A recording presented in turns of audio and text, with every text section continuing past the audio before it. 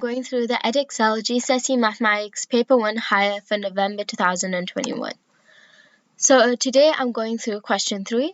So the question reads, work out 4 wholes 1/5 minus 2 wholes 2/3. Give your answer as a mixed number.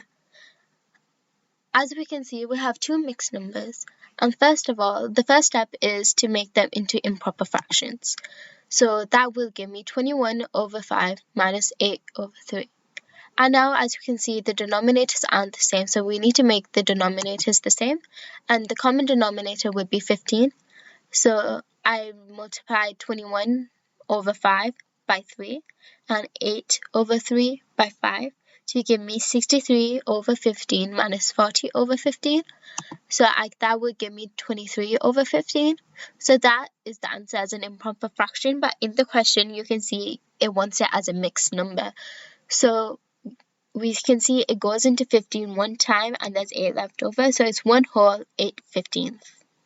That's the answer. Thank you for listening. Like and subscribe for more